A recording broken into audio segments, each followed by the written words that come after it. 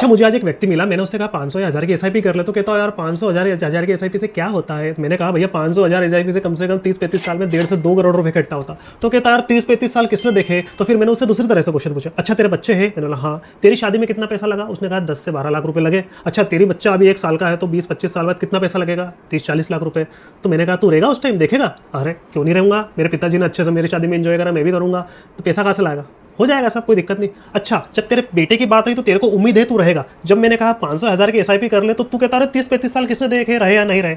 तो ये दोहरे मानसिकता वाले लोग जो रहते हैं ना, यही हमेशा गरीब और मध्यम वर्ग रहते हैं। हो सकता हो मेरी बात बुरी लगे, लेकिन ध्यान से सुनना।